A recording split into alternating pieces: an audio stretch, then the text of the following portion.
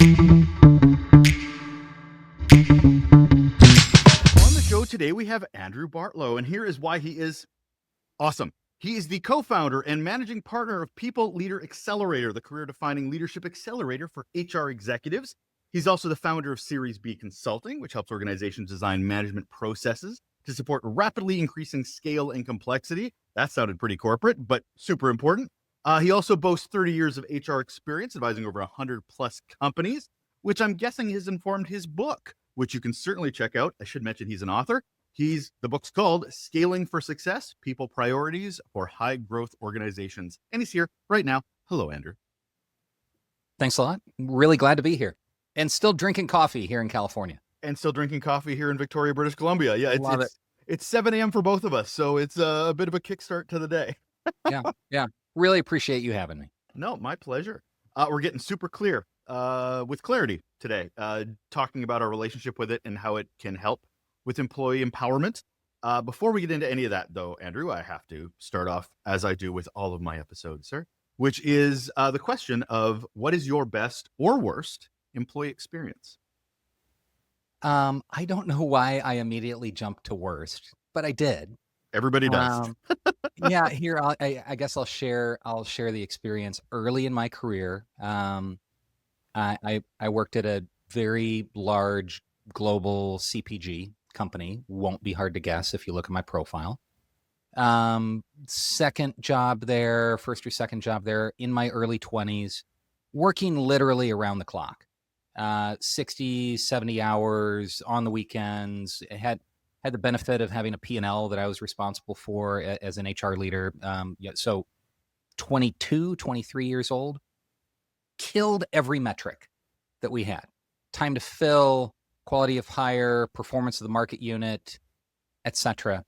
I got a 3 out of 5 rating, and had a conversation with my manager and asked, what, help me understand.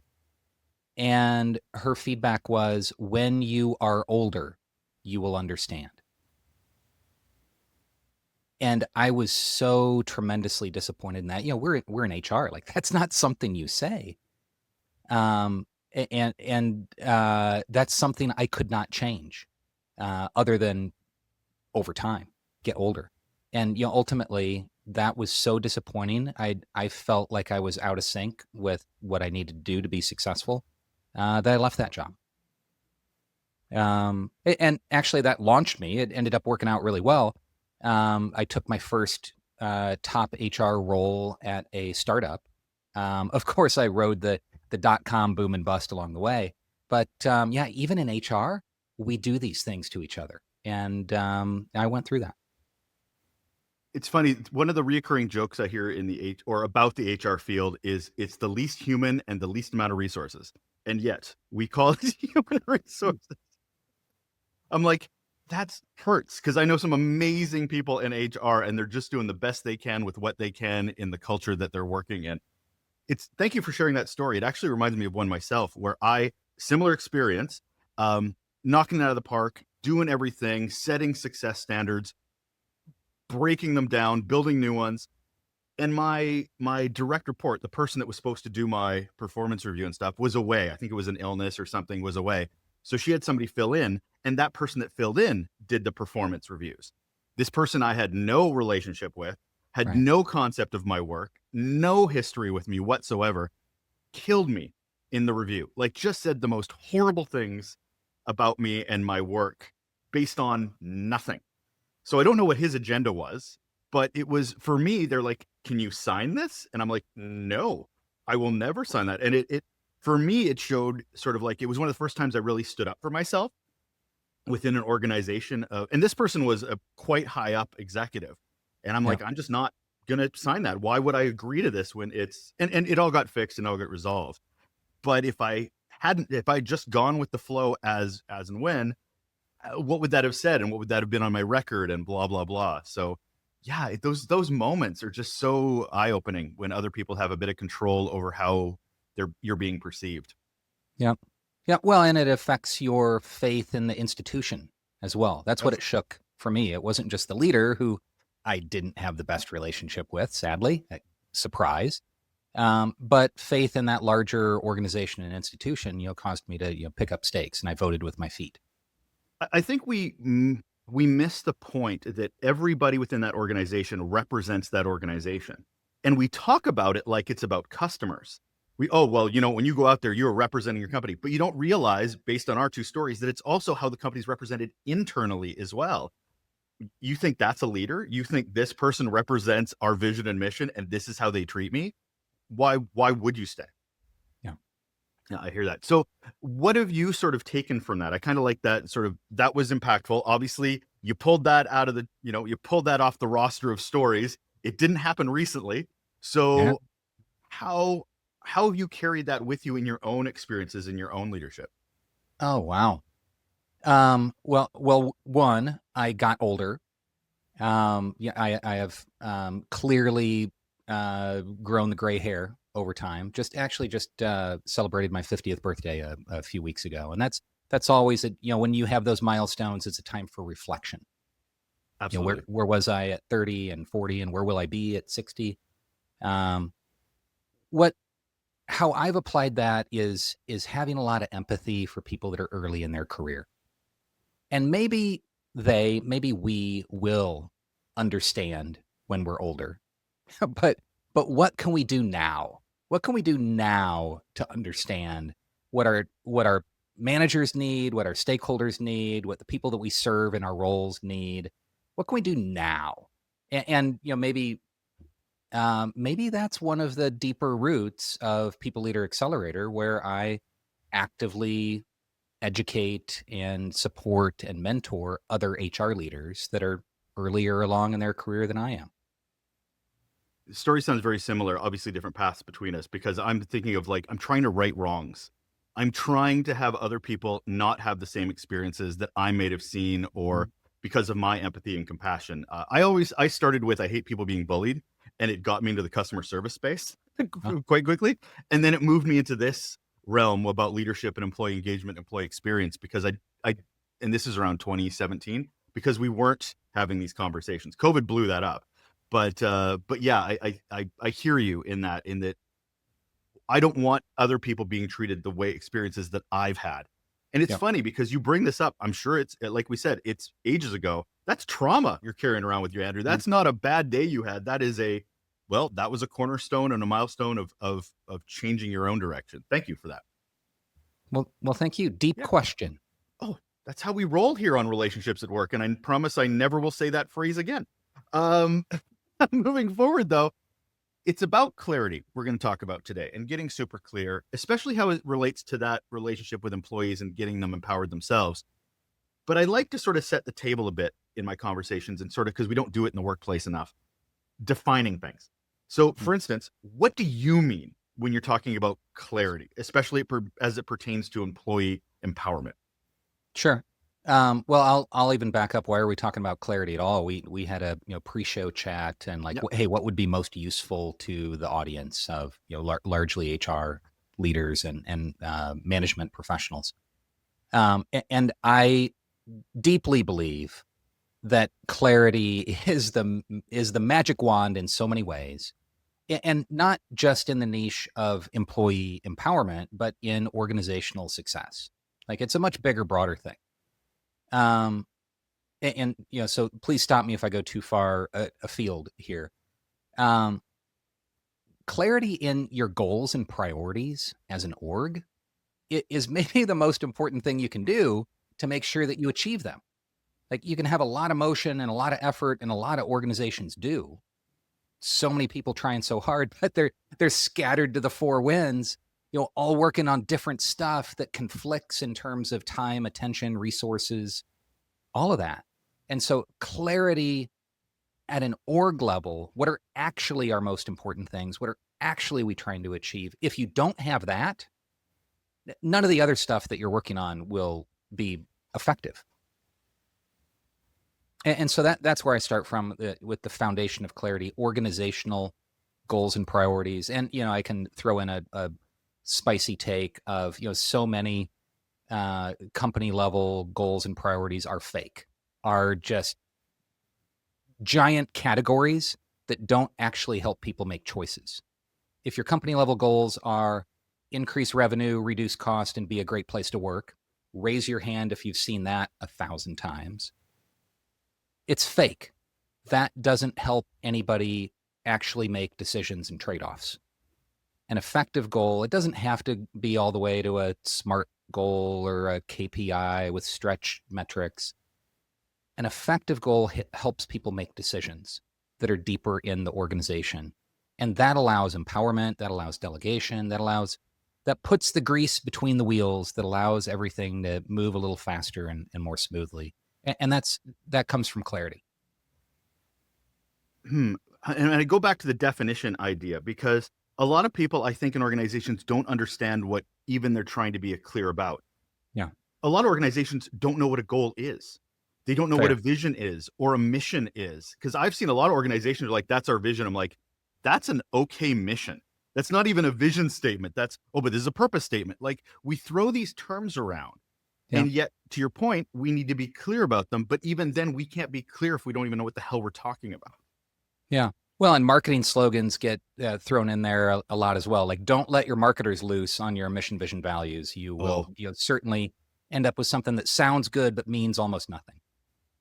Your vision is 3 paragraphs long. What? Like, I don't. Yeah. So what is getting in the way of this clarity? Because at the end of the day, most of it should be modeled by executives, should be the ones that are setting the path forward. Yeah. Let's pull it apart and get really practical, tactical here. Please. So what is a vision of an organization? It's roughly who and what you want to be in the future. And maybe that time frame is 3 years, maybe it's 1 year, like whatever it is. It's what do you want to be? An example of a pretty good vision would be we want to grow to become a $1 billion revenue public company. That's a vision. What's not a vision is we want to democratize education by, I could go on with some flowery phrases there, but I already, kind of blew it up with something that was really high-minded, but not specific. So specific, if you are at a for-profit organization, and that's where I've spent the vast majority of my career, you probably have a revenue goal. You probably have shareholders or investors. And so, part of your vision will be about growth and returns and markets that you serve. And like, really don't get too high-minded with it. What you're trying to do is help your team to be focused, not coming up with the most attractive marketing slogan. All right, so that would be a vision. A mission would be, how do we do that? A mission would be, if we want to become a $1 billion publicly traded organization, our mission this year is to launch an additional product, or open the EMEA market, or expand into enterprise sales. Like that might be a shorter term, discrete activity. And you know what? Honestly, we don't need to quibble over the definitions of mission, vision, values. That the point is clarity. The point is, for your org, if it's specific and it helps make trade-offs, it doesn't have to fit a special formula. Vision would be a little further out. Mission would be a little closer in. Think of it like a 3-year versus a 1-year time horizon. Values, I think, are often, again, over marketing washed. Where values are really helpful is where they both attract and repel workers. If you try to appeal to everyone, your values are not helpful. I'll pause a little bit on that. Well, if you're going down the path values that I'm are trying to curious. be so inclusive that it doesn't help your recruiting team and hiring managers make choices about who comes here and who gets to continue working here and who gets promoted or disciplined, then it's not really helpful. So all of these things, goals, priorities, mission, vision, values, they can be a tremendous accelerant for your organization if they provide clarity. If they don't provide clarity, they're just on the wall or on the mouse pad, and all the time that you spent designing them and publishing them was burnt, was wasted. From your own experience working with as many companies as you have, what's the damage of not being clear? Because I know we're talking about vision and mission, but being vague or complicated can happen in day-to-day emails. So I'm just kind of curious from an impact standpoint, because the Yeah. intent is to share information. The impact could be very different. So where have you seen the damage and what does that look like? Yeah. Again, great second level question. What I see where there's a lack of clarity is that multiple priorities, multiple initiatives are running simultaneously, competing for the same human and financial resources. So if you're not clear that that our number one goal is to launch this new product, then the HR team will be working on their employee engagement initiative that's unrelated. And the IT infrastructure team will be, launching a new security protocol. And your sales team will be doing something unrelated. The idea is, if you don't have clarity, people will find something to do that they think is useful that unfortunately almost always distracts and detracts and competes with that most important thing. Think of it like, I don't know, I live in the Bay Area and we have commuter trains called the BART, Bay Area Rapid Transit. I wrote it the other day. There are only so many tracks. Some of these trains are express trains. They pick up in Walnut Creek and they'll drop you off in San Francisco. That moves faster. You're competing less for resources. And some of the trains are locals and they make a stop at every stop. You want to be clear what's the express train and what's the local, because there's only so many tracks. You can only be on it at so many times. Even if you have deep pockets and a lot of funding and really effective people, you can do multiple things at one time, but there is a tax in terms of attention and resources. And so that's what happens. Everything slows down. And you find that the most important thing often doesn't get done. And I hate the idea of this interpretive dance where executive will come up with an idea and you're like, okay, but is that what they really mean? Because we're kind of vague. So I have to kind of figure out and translate what they really mean. I'll give you an example. I remember this executive who would go, I want you to do this project, kind of this, and this, but you know what? Do your own thing, figure it out. Nobody ever did their own thing. They did all the things word for word that they had just said that they kind of wanted. Yeah. But that was not what was being communicated. That was not what was being clear. And what was being clear was, go be creative. Go have your own influence and ideas. It's not what they wanted. They just wanted you to do exactly what they want you to do.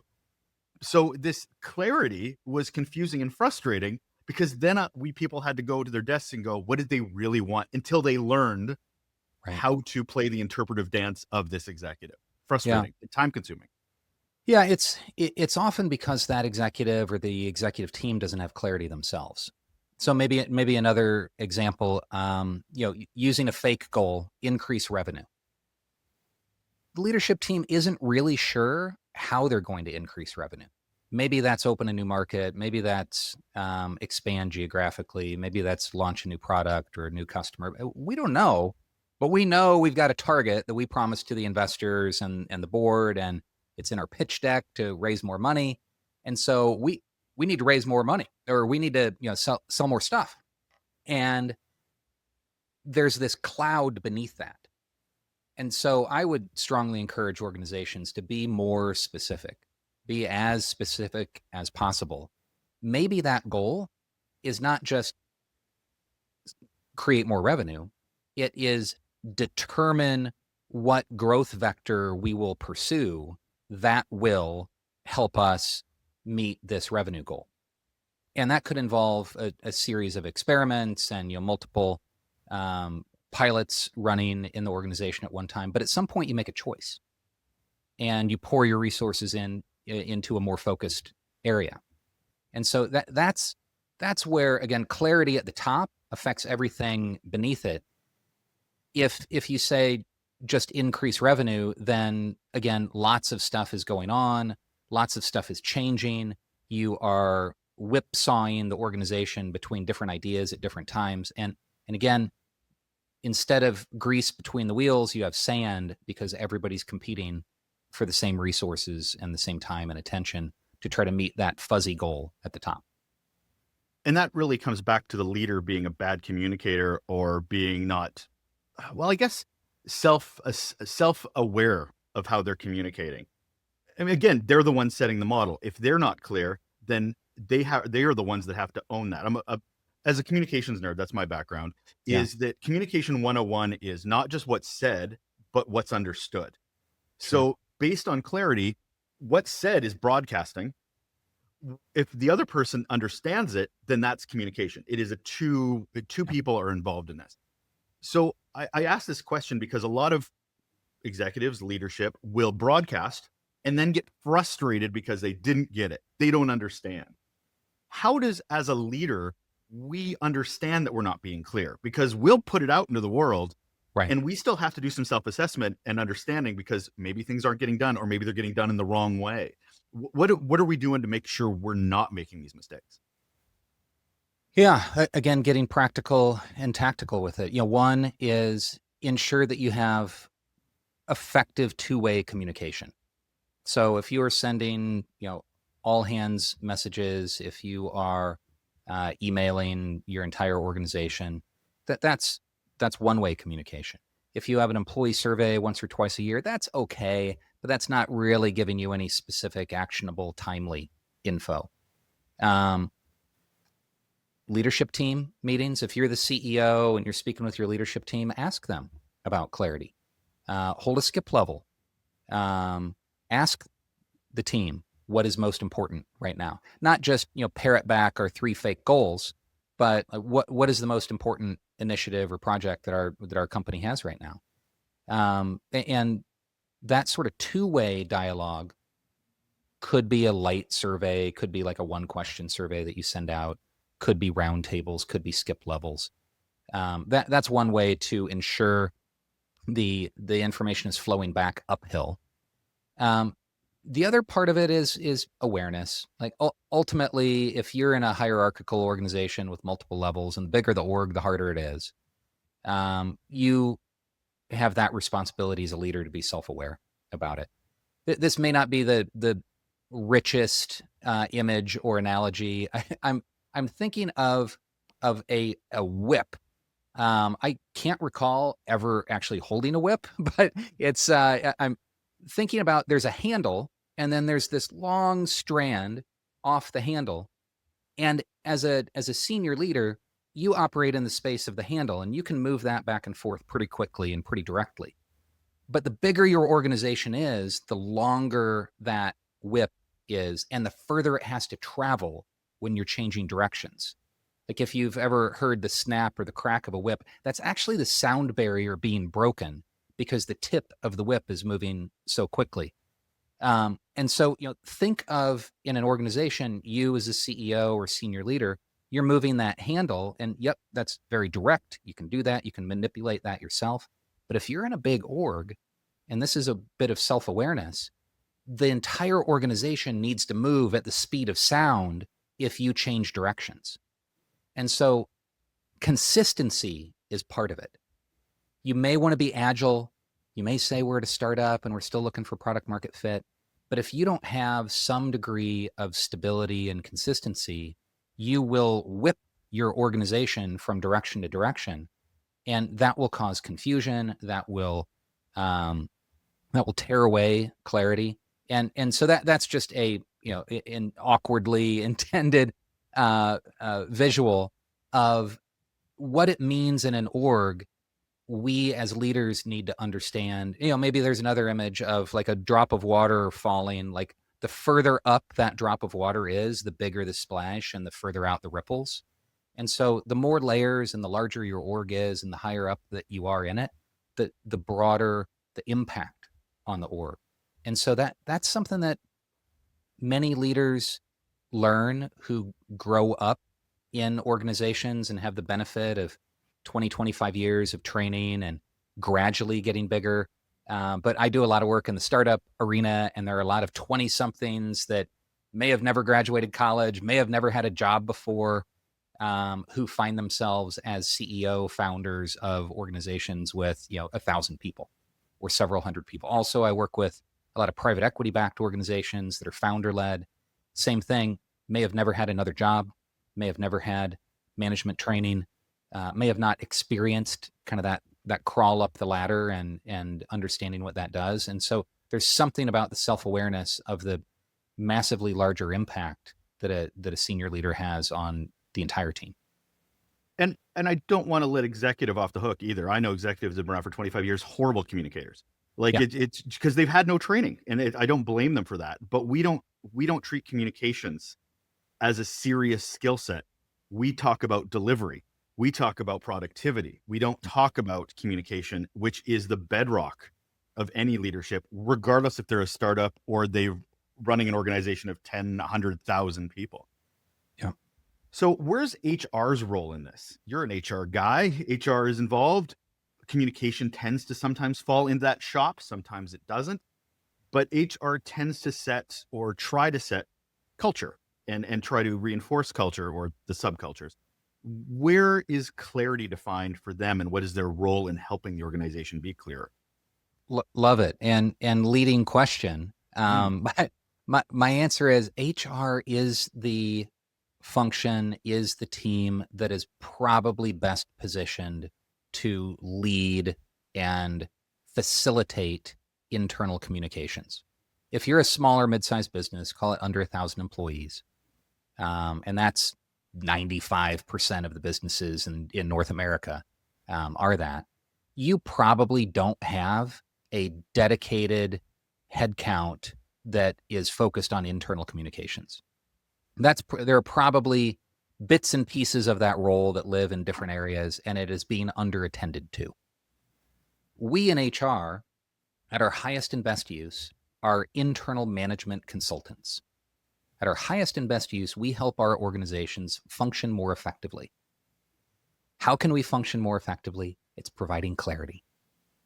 It's articulating clearly and specifically what our goals are, who will do what, how we make decisions, how we're doing, when there's a redirection. Now, HR may not be the communicator there, like as head of HR or somebody that's a direct report. You don't necessarily need to be the messenger on the all hands call or on the weekly, monthly newsletter to employees, but there should be some pretty strong attention to ensuring that happens.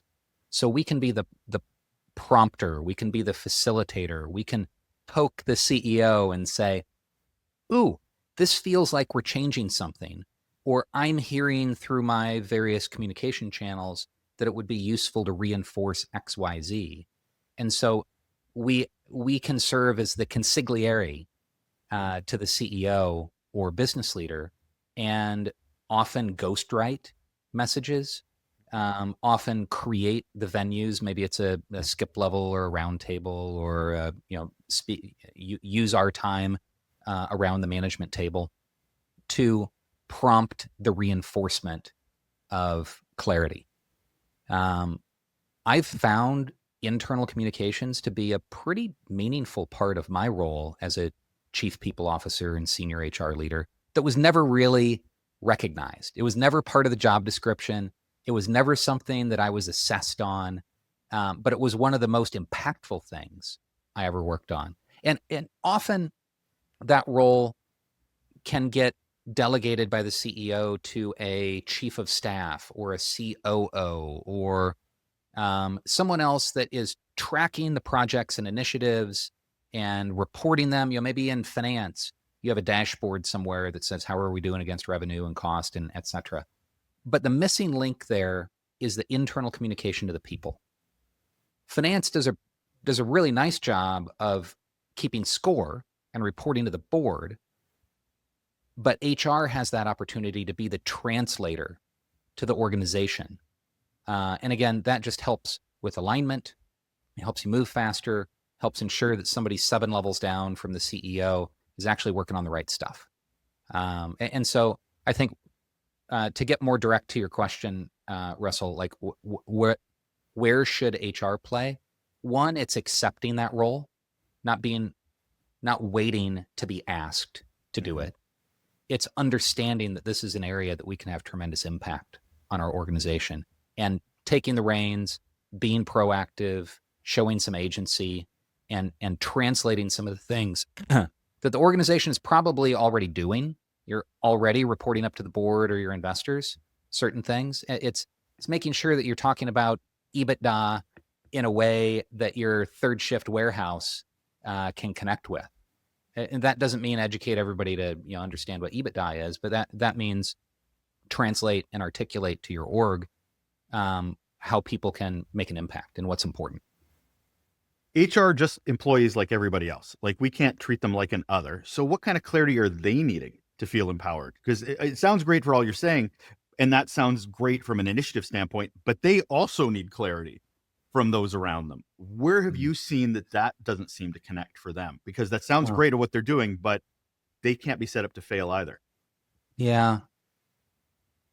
Yes. I mean, I think this is a sad but true reality where many of us in HR, I include myself in this, we're drawn to it in part because it's a service and helping profession. We want to do good. We want to help others. We want to be of service. And that often leads to us having this imaginary list of programs and priorities that all good companies or all good HR departments will deliver upon. And we find ourselves working on these things like job architecture and leveling and development plans and performance assessment in a way that is fair and there's all sorts of things that we work on that aren't always, I'd venture to say, aren't even often directly connected to the most important things for our organization right now. How is job architecture clearly and directly supporting increasing revenue in EMEA? Maybe it is. Maybe you're trying to stand up a team and hire it for the first time, and you want to understand what roles we need and what we need to pay them. But often we're working on this shadow list.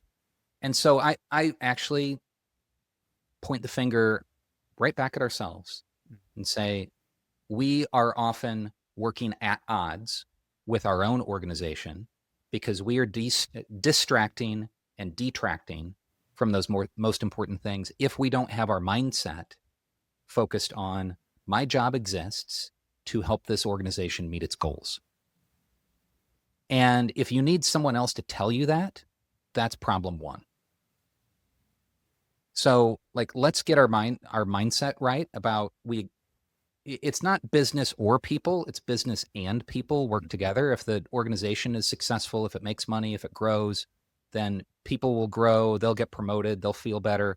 And if your organization is mostly focused on, if you're functioning like a union steward inside your org, you will never have a true seat at the table in your organization. If you're advocating for the workers in a way that is ultimately at odds with what's in the company's best interests, there will be this skepticism and a separation. And that frankly happens a ton. So yeah, I'd say it starts with our own mindset. It starts with our own acceptance of the role. And that's frankly a big part of what we do in People Leader Accelerator is we spend the first month of our intensive program really digging into what is the role, what is the work, and we peeling that apart. Like, okay, then what's most important to work on? And we love people. We want to do things that help people and help employees. But I don't think there's anybody that can do it for us. We in HR need to get our minds wrapped around like our role exists to help the org meet its most important goals, and that means connect our work clearly and directly to those most important things rather than our shadow list. And I wish, and I'm going to oversimplify this, I wish it was that simple to some degree. And I bring it up because to your point about mindset, we all have different ones. And that's where I'm getting to the diversity question. Yeah. because we're Gen X, got it. But our idea of clarity is different than, say, a Gen Z for us Canadians. Um, what clarity looks like, how clarity's delivered is different. How do we as leaders get a better understanding of what, and I guess surveys are the way to do it, but how do we better consider that our audiences are different and can't be homogenized in how we provide clarity? Yeah, I mean, um, there will be degrees, there will be differences. Is it better to communicate on Slack or email or on person or more video? Like that, that's dialing in, that's optimizing. I I think I'm speaking more in the broad strokes of like, let's first start with step one and agree that this is important. Step one is awareness. And then as you move down the path of, any good 12-step program, um, somewhere along the way, you will be optimizing for your channels and your audience. And yeah, those are things that, make sense. Know your audience and communicate in various ways. If you have third shift warehouse that doesn't have an email or Slack account, then you probably should communicate a little differently than if you're a professional services firm where everybody is at a desk and very financially astute. Um, yeah, so I think clarity will mean clarity will be represented differently with different audiences, but it starts with leaders, both of the business and in HR, agreeing that clarity is important and we're striving for clarity. And then you can optimize how it's executed upon in your org. And that gets me a little bit, we're speaking pretty meta. So I want to just get a Yeah. little more granular. There are a lot of leaders out there that have teams they're responsible for in organizations that are vague as hell or Mhm. overcomplicated. So there's not one culture, there's 17,000 subcultures within every organization. It drives me nuts when we talk about work culture. I'm like, which one are we talking about? So in this particular situation, organizations have their marketing optimized vision, mission, goals, everything.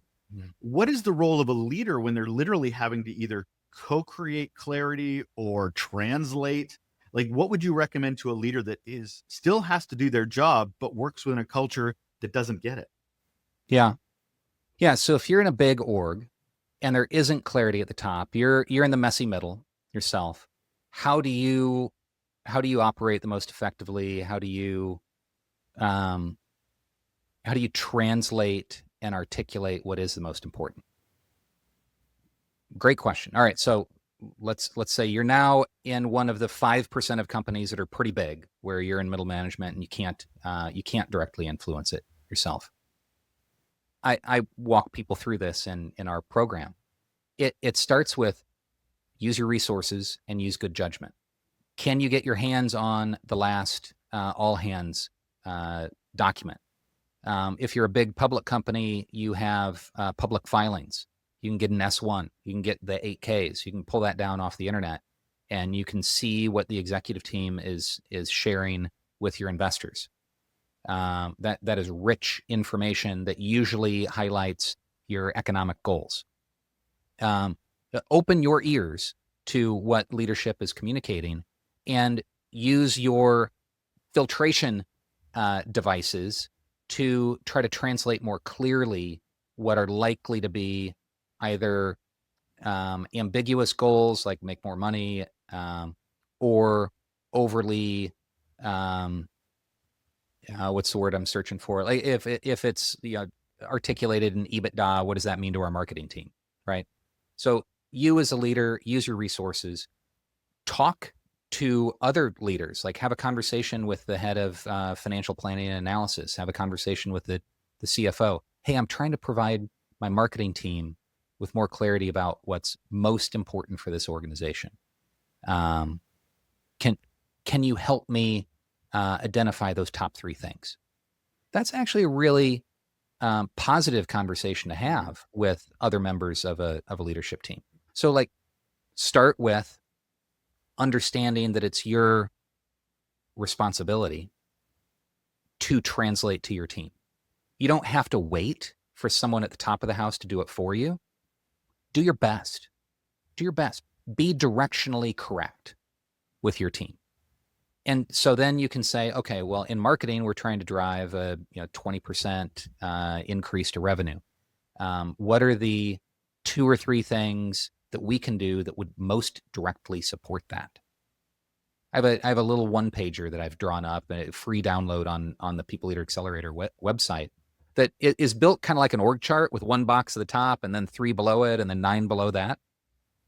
And it kind of works that way. So if your top level goal is increase revenue 20%, what 2 or 3 things in marketing can you do that supports that? And write it down and test it with your internal stakeholders. Like if you write that down and say, okay, we're going to do a paid marketing experiment here, and we're going to use this new tool there, and we're going to engage with an agency as our third thing, run that past the head of sales, run that past the head of finance and say, I'm trying to tie our activities to the company goals. Does this make sense, or would it be better spent? Would time and effort be better spent in another area? They'll likely give you some tweaks, but that just gets you more directionally correct along the way. They won't shame you for trying to drive your tie your work to what's most important. That will probably be a great role model example, and other people will be asked to do the same thing. So write it down, make it simple, and socialize it, and then share it with your team. I hope I answered the question of like, what do you do if you're a middle manager and there isn't clarity at the top? Take the reins for your team. Don't let perfect be the enemy of better. And so better clarity is certainly a lot more effective than just abdication. Well, I think you're differentiating something I try to do a lot on this show, which is the difference between what a manager is and what a leader is, because they're not the same thing. Correct. And a manager will take their marching orders and manage their resources, manage their time, manage whatever they need to. A leader, which is what you're talking about, will get curious. Will start asking a lot of questions to get the clarity for themselves that they can translate to their team to help with that empowerment. Yep. What are the mindset shifts that you think leaders need to be focusing on to be able to even be those people that provide clarity? Because I love when we talk about things where like, we need to go from A to B. I'm like, are we even the right people to go from A to B? Do we have the things to go from A to B? We never have those conversations. We just look at the goal, not if we're the right passengers on that journey. So looking at the leaders, again, not managers, leaders, curiosity pokes up for me. But I'm kind of curious as to where your success stories have been from the work you've done that have led to be able to be even clearer. Yeah, I love the differentiation between a leader and a manager. The difference is not title. No. The difference is not necessarily spot on an org chart. Like you could be functioning like a manager, but you're actually in a very big senior role. You could be functioning like a leader, but maybe you're an individual contributor. Yeah, so I think curiosity works. Maybe even a better fit would be the concept of agency. Agency, or being proactive, identifying a need and attacking it. So regardless of what role you're in, if you don't have clarity, you can take steps to try to create more clarity.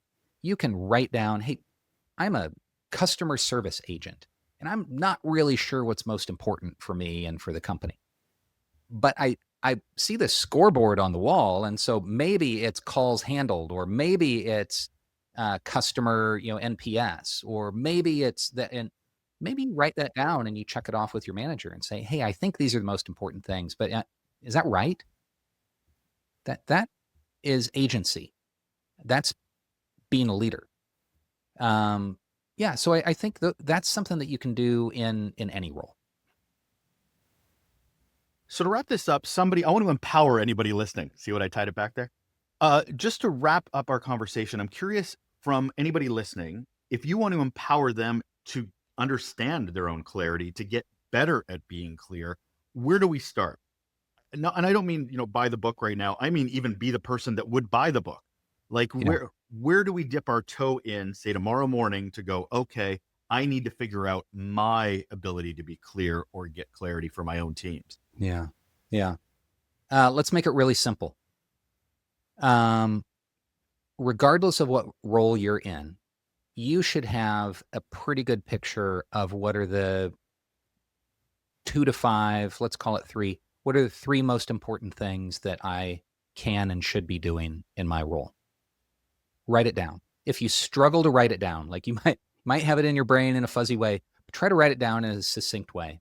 If you struggle to do that, then there's an opportunity for more clarity. In any role, you can do this. Take that scrap of paper or that note, maybe put it in an email if you like, and run that past your manager and say, hey, I was working on my growth plan or my deliverables for the year, and I was striving for more clarity for myself. And here's what I came up with, and would love to see how well that aligns with what you think is most important. And if you're in a mid-level role that interacts cross-functionally, you could share that also with your peers. So like just start really simple with like write down what you think the 3 most important things are. Like, so for me at leading People Leader Accelerator, we are an educational community. One for me is get the word out. And so I appear on podcasts, I do some marketing stuff. And so I want to have so many impressions and so many appearances, and so that's one of my measures. Another measure is I want to have raving fans of the program, and so we do some surveys of our graduates, and if we're not like 5 out of 5, then we change something, and we always change something. And so like those are 2 examples of something really clear. Another one is like we want to have this sustaining community. And so how many events and activities do we have that are engaging people? And so that's easy for me. But I socialize that with my partners and say, does this still make sense? Is this right? And I'll often get some pushback and some tweaking. So I feel like that's something that doesn't matter where you're at on an org chart. Write it down, socialize it a little bit, and tweak it, and you can provide yourself some more clarity, the people around you more clarity, and if you have people working for you, oh my goodness, they will appreciate that tremendously. I love that you need to be clear about what you're trying to be clear about. It should be where you start. That is Andrew Bartlow. He is the co-founder and managing partner of People Leader Accelerator, founder of Series B Consulting, and he's got a book you should check out called Scaling for Success: People Priorities for High Growth Organizations. Thank you so much for being here, Andrew. Thank you.